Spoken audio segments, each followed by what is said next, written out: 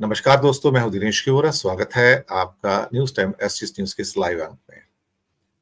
दोस्तों, 1 to 1 series यानी कि जहां पर हम विद्वानों को आमंत्रित करते हैं और विभिन्न विषयों के ऊपर उनसे बातचीत करते हैं। ज्वलंत विषय देश के बारे में, विदेश के बारे में, अर्थनीति के बारे में या फिर पर्यावरण के बारे में। आज जो विद्वान हमारे साथ हैं, जाना पहचाना चेहरा हिंदुस्तान का, किसी तारुफ की जरूरत नहीं है पर रवायत है। हमारे साथ हैं आज मीनू जैन जी, जो राजनीतिक विश्लेषक हैं। स्वागत है आपका। धन्यवाद आपका कि आपने वक्त निकाला और हमारे साथ जुड़े इस बातचीत के लिए। देश के हालात को किस चश्मे से देखा जाए, यहाँ हर व्यक्ति अपना चश्मा लेकर चलता है। किसी चश्मे से यह नजर आता है कि हिंदुस्तान चमक रहा है, शाइनिंग है और बहुत अमीर है, और उनको लगता है कि भारत 5वीं बड़ी अर्थव्यवस्था है और जल्दी तीसरी बड़ी अर्थव्यवस्था बन जाएगा। और बड़ा अजीब सा लगता है कि जब हम जर्मनी और जापान को पीछे छोड़कर और लगभग 3 साल में हम उनसे ऊपर चले जाएंगे और फिर भी हाथ में कटोरा लेके उनके पास जाएंगे कि हमको लोन दे दो, तो एक अजीब सी परिस्थिति होगी कि तीसरी सबसे बड़ी इकोनॉमी चौथी और पांचवी सबसे बड़ी इकोनॉमी से लोन लेने जा रही है कि भाई मेरी मदद करो। ये पैराडॉक्स भी हमें इसी देश में देखने को मिल रहा है, एक्चुअली कहीं और नहीं है। मैंने आज एक और भी कार्यक्रम किया था जिसमें मैंने बताया कि भारत में 70 करोड़ लोग ऐसे हैं, यानी कि 17.5 करोड़ फैमिलीज, जिनकी मंथली इनकम सिर्फ 300 रुपए पर डे है। और उस 70 करोड़ में से भी 40 करोड़ लोग वो हैं जिनकी इनकम 200 रुपए पर डे से कम है। 6,000 रुपए मंथली इनकम है। ये परिवार की इनकम की बात कर रहा हूं। तो इतने में वो क्या गुजारा करेंगे बेचारे?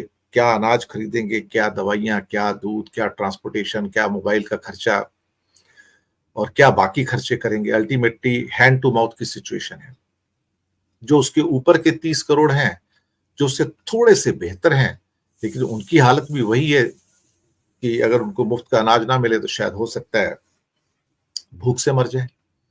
अब ये 100 करोड़ लोग इस हालात में पहुंचते कैसे हैं?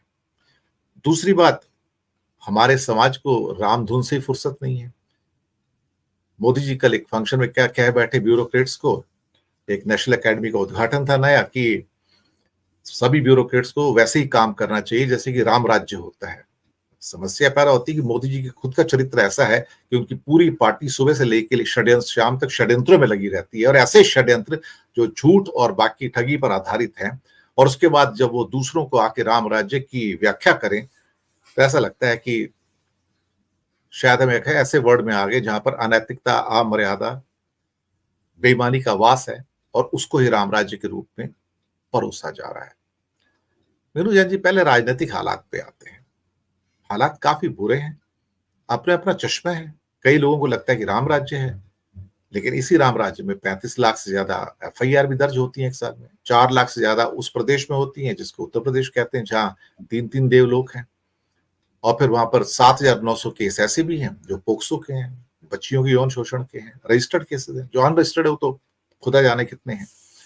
और हजारों लाखों बलात्कार के केस, हत्या के केस, अपहरण के केस। फिर कहते हैं यही राम राज्य है। क्या राम राज्य की कल्पना बदल गई है क्या, मीनू जैन जी? जी हाँ, यही कहा जा सकता है कि राम राज्य की कल्पना बदल गई है। जो आज हो रहा है ये तो किसी भी पैमाने पे राम राज्य नहीं है। अगर राम राज्य की परिभाषा बताएँ तो एक चौपाई है रामायण रामचरितमानस में, दैविक दैहिक भौतिक तापा, राम राज कबहु न व्यापा। मतलब किसी को दैविक, दैहिक और भौतिक, मतलब ना तो कोई प्राकृतिक आपदाएँ आती हैं राम राज्य में, ना कोई दैहिक, ना कोई किसी तरह की बीमारियाँ होती हैं लोगों को, किसी तरह का गर्मी शीत नहीं व्यापता, और ना ही भौतिक। भौतिक सबसे इम्पोर्टेंट, मतलब पैसा, रुपया पैसे से संबंधित किसी तरह की कोई दिक्कत या परेशानी लोगों को नहीं आती है। लेकिन अभी आप बता रहे हैं कि 70 करोड़ लोग ऐसे हैं, आपने प्रोग्राम भी किया है कि 70 करोड़ लोग ऐसे हैं जिनकी की इनकम रोजाना वो 300 रुपए रोज कमा रहे हैं, उसमें उनका परिवार भी है। और मतलब 8-9 हज़ार रुपए महीना पे उनका पूरे परिवार का एक गुजर-बसर हो रहा है। 4 आदमी भी हो सकते हैं परिवार में, 6 भी हो सकते हैं। अब आप अंदाज़ लगाइए, इसको राम राज्य कहेंगे या रावण राज्य कहेंगे? रावण राज्य तो नहीं कह सकते, रावण की लंका तो सोने की थी। वो तो मुझे लगता है बहुत ज्यादा एक वास्तव में वर्ल्ड की नंबर 1 की अर्थव्यवस्था रही होगी, जो सोने की लंका कहलाती थी। तो इसलिए रावण राज्य भी नहीं कहा जा सकता उसको। हाँ, लेकिन ये जो राम राज्य है, मुझे ऐसा लगता है कि राम राज्य को बदनाम करना बंद कर देना चाहिए। भाई ये तो मोदी राज्य है इस वक्त, और नमो राज्य भी कह सकते हैं इसको, कि जहां पे अगर आपकी जो भौतिक समृद्धि है उसकी भी परिभाषा आपने बदल के रख दी है, तो ऐसा तो रामराज में नहीं था। रामराज में और कुछ हो ना हो, लेकिन इस तरह के जो ताप थे, जनता आमतौर पे जो बताया जाता है, अब मैं इस चीज के, मेरे पास कोई ऐतिहासिक साक्ष्य नहीं है, जो कुछ पढ़ा शास्त्र पुराणों में लिखा है उसके हिसाब से दैविक दैहिक भौतिक तापा जहां बिल्कुल कुछ था ही नहीं, जिसको स्वर्ग जैसा उसकी जो कल्पना की जाती है, तो वो थी। लेकिन आज आप देखेंगे कि आप सड़क पे निकलना आपको भारी है। मतलब आपको ये भरोसा नहीं है कि आप जाएं और लौट के सुरक्षित वापस आ जाएं। सड़क के ऊपर एक्सीडेंट्स ही बहुत होते हैं, उसको तो छोड़ दीजिए, वो तो चलिए सरकार का नहीं, एक नागरिकों का कर्तव्य है कि वो डिसिप्लिन बनाए रखें। लेकिन सरकार अपने तौर पे क्या कर रही है? आपने आपने राम राज्य का एक काम कर रखा है बहुत जरूरी, जो कि बस धर्म में लगा रखा है लोगों को। लेकिन आपने धर्म भी उसमें लगाया है कि जहां धर्मांध हो गई है जनता, धर्म का पालन करें तहां तक तो ठीक है, वहां तक तो बिल्कुल ठीक है। लेकिन जब आप धर्मांता में आ जाएं, धार्मिक कट्टरता में आ जाएं, तो फिर जो होता है, जो नफरत की यहाँ खेती लहरा रही है पूरे देश के अंदर, लोग एक दूसरे को, मतलब एक दूसरे समुदाय के लोगों को फूटियां नहीं सुहा रहे हैं, और चॉइसेस्ट ऑफ एक्सप्लेटिव्स, जो मतलब जो जो गंदी से गंदी गालियां जो हो सकती हैं, जो एक अल्पसंख्यक समुदायों के प्रति दी जा रही हैं और दी जाती हैं, वो अभी इसी मोदी राज्य में मुमकिन है। अब तो शंकराचार्य भी नहीं बख्शे जा रहे हैं, उनको भी गाली, उनके अपने ही जो धर्मगुरु हैं, राम राज्य के जो धर्मगुरु कहे जाते हैं, उन्हीं को गालियां दी जा रही है इस मोदी राज्य में। तो इसे राम राज्य तो बिल्कुल नहीं कहा जा सकता। मैं कहती हूँ कि ये तो मोदी राज में ही संभव है जो आज हो रहा है। ऐसा पहले भी कभी नहीं हुआ, जिस तरीके से धर्मगुरुओं को ही गालियां दे रहा है एक हिंदू समाज, हिंदुत्व के लिए लड़ रहे हैं, सनातन के लिए लड़ रहे हैं, और अपने ही गुरुओं को गालियां दे रहे हैं। ऐसा पैराडॉक्स समाज में मेरे ख्याल से पहले पैदा कभी नहीं हुआ, और ना इस तरह की स्थितियां मैंने तो नहीं देखी अपने जीवन काल में। जी दिनेश जी। बिल्कुल आपने सही कहा। आजकल शंकराचार्य की बहुत बातें होती हैं। शंकराचार्य तो चार ही हैं जो आदि शंकराचार्य ने इनको नियुक्त किया था। एक तो बद्रीनाथ के जो धाम के जो होते हैं वहां पे होता है ज्योतिर्मय पीठ जो है, एक द्वारका पीठ है, ईस्ट में पुरी है, और साउथ में कर्नाटक में श्रृंगेरी है। ये चार ही है।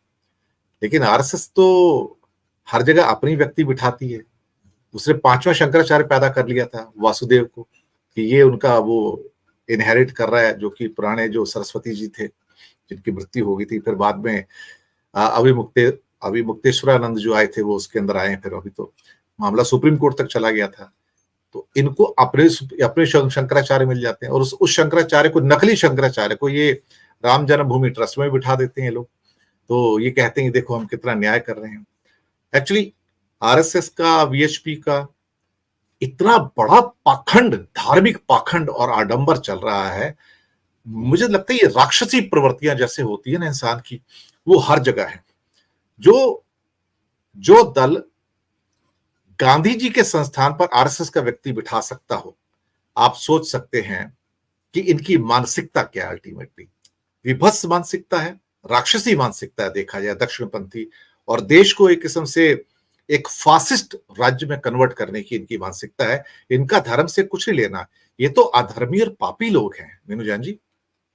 जी बिल्कुल, जो कहा जाएगा, अभी आपने जो शंकराचार्य के बारे में बताया, तो आपने उन्हीं का डिमोनाइजेशन शुरू कर दिया, उन्हीं को आप दैत्यकरण कर रहे हैं। मुझे तो ऐसा लगता है कि ये न केवल शंकराचार्य, इन्होंने जो आरएसएस की जो उन्होंने नया ये निकाला है, जिसको हिंदुत्व का नाम दिया है, मेरे हिसाब से ये हिंदुत्व नहीं, ये हिंदू धर्म या सनातन धर्म का जो ये एक राक्षसिककरण कर दिया है इन्होंने। आई एम सॉरी टू से, मतलब आप लोग इस चीज की अब सोचने लगे हैं, और ये जब से शंकराचार्य का प्रकरण हुआ तब से एक लोगों के दिमाग में शक पैदा हो गया है कि ये जो संघ के द्वारा प्रचारित जो ये हिंदुत्व की विचारधारा है, कि कहीं ये हिंदू धर्म का एक जो डिस्टॉर्टेड, जिसको कहते हैं कि विकृत स्वरूप तो नहीं है, कहीं कहीं हम भुलावे में तो नहीं आ रहे हैं। कल हमने प्रोग्राम किया था, मैंने कहा था ये उग्रवादी हिंदू हैं, ये उग्रवादी एग्ज़ैक्ट हिंदुत्व है।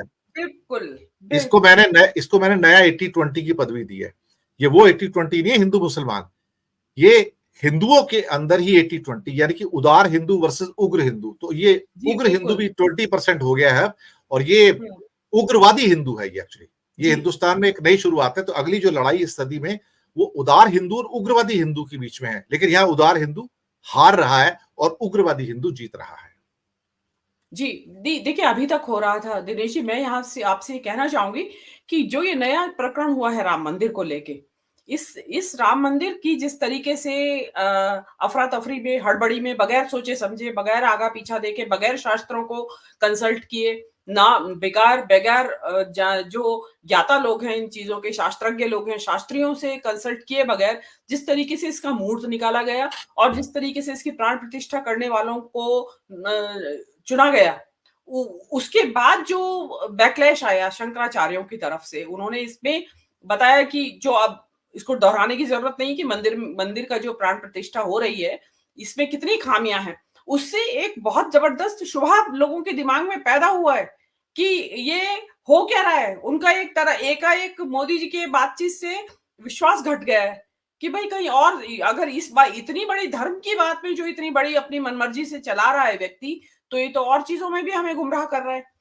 एक्चुअली तो मंदिर के मामले में गुमराह किया गया है हिंदुओं को और लोगों ने क्योंकि मोदी जी हैं कि मोदी जी कह रहे हैं तो ठीक कह रहे होंगे।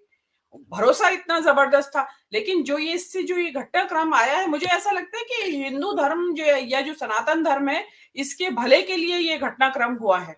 जिसमें कि यकायक हिंदू समाज की आँखें खुल गई कि ये हुआ क्या है? हम किस तरफ जा रहे थे आँख पे पट्टी बाँध के।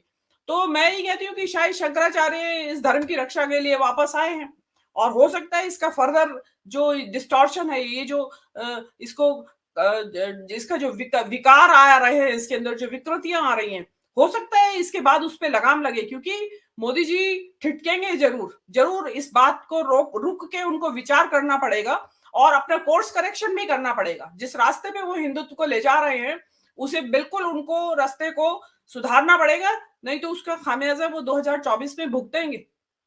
जी। विधु जैन जी, अभी तक के जो ट्रेंड है